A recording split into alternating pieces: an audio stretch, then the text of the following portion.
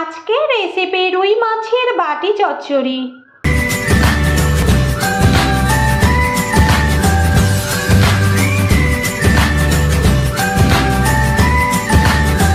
নমস্কার বন্ধুরা, অপরাজিতাস কিচেনে আপনাদের সবাইকে স্বাগত।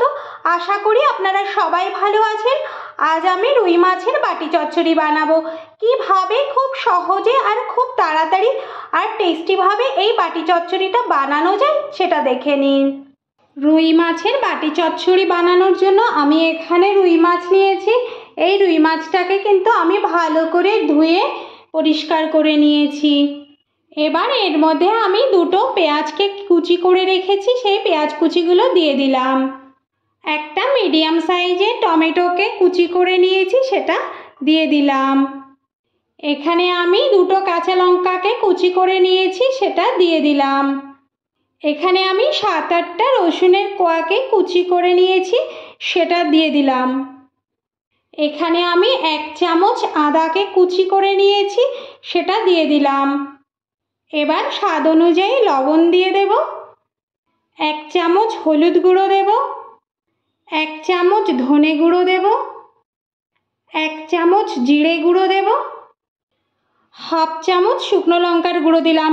লঙ্কার গুঁড়োটা আপনারা আপনাদের স্বাদ অনুযায়ী দেবেন। এবার আমি এখানে পরিমাণ মতো সর্ষের তেল দিলাম, প্রায় 3-4 চামচের মতো সর্ষের তেল দিয়ে দিলাম।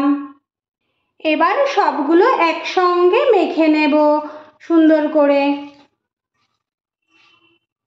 মশলার সাথে আমি কিন্তু মাছগুলো খুব সুন্দর করে মেখে নিয়েছি। এবার আমি এটা ঢেকে রাখবো 5 মিনিটের জন্য। 5 মিনিট আমি এটা ঢেকে রেখেছিলাম। 5 মিনিট পর আমি এটা সরিয়ে নিলাম। এবার এখানে একটা কড়াই বসিয়ে আমি গরম করে নিয়েছি। এই কড়াইয়ের মধ্যে কিন্তু আমি অল্প একটু সর্ষের তেল দিয়ে দিলাম। তেলটাকে আমি কড়ার চারিদিকে ছড়িয়ে দেব, মানে লাগিয়ে দেব। এইভাবে রান্না করলে কিন্তু মাছের যে একটা আঁশটা গন্ধ থাকে সেটা কিন্তু একটুও বেরোয় না, আর খেতে কিন্তু খুব টেস্টি হয়। এবার আমি এই কড়ার মধ্যে মেখে রাখা মাছগুলো মশলা সহ সব দিয়ে দেব। গ্যাসের ফ্লেম কিন্তু আমি একদম লো টু মিডিয়ামে রেখেছি। এখন একটু নেড়ে নেব।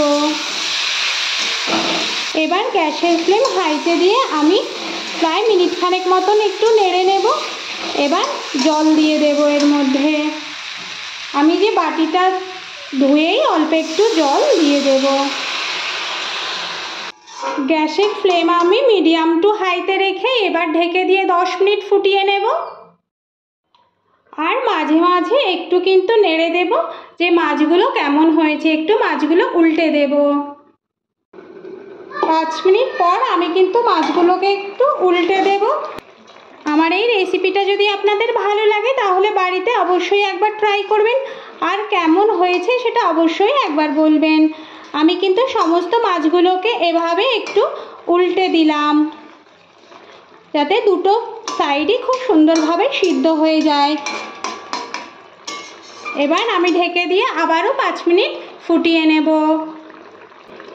এবার গ্যাসের ফ্লেম আমি হাইতে দিয়ে দেব। 10 মিনিট হয়ে গেছে টোটাল। এবার আমি এটা তুলে নিলাম। এবার আমি দেখে নেব আমার তরকারিটা আর গ্রেভিটা কতটা আছে বা হয়েছে।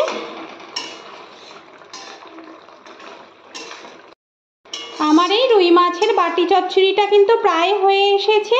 আমার এই ভিডিওটা যদি আপনাদের ভালো লাগে তাহলে লাইক, শেয়ার, কমেন্ট অবশ্যই করবেন, আর পাশে থাকা ছোট বেল আইকনটা প্রেস করবেন। আমি নতুন কোনো ভিডিও আপলোড করলে আপনাদের কাছে খুব সহজে একটা ছোট্ট নোটিফিকেশান পৌঁছে যায়। রুই মাছের এই বাটি চচ্চড়িটা কিন্তু খুব সহজে আর খুব তাড়াতাড়ি বানানো যায়। আপনারা কিন্তু বাড়িতে গেস্ট আসলে এভাবে বানিয়ে পরিবেশন করতে পারেন।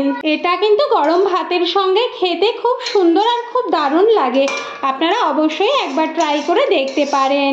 হয়ে গেল আমার রুই মাছের বাটি চচ্চড়ি। এবার আমি এটা পরিবেশন করে ফেলবো। গ্যাসের ফ্লেমটা আমি অফ করে দিলাম। হয়ে গেল আমার রুই মাছের বাটি চচ্চড়ি। আমি এটা পরিবেশন করে ফেলেছি। আজ এ পর্যন্তই। দেখা হবে পরবর্তী নতুন ভিডিওতে। ভালো থাকবেন, সুস্থ থাকবেন। ধন্যবাদ।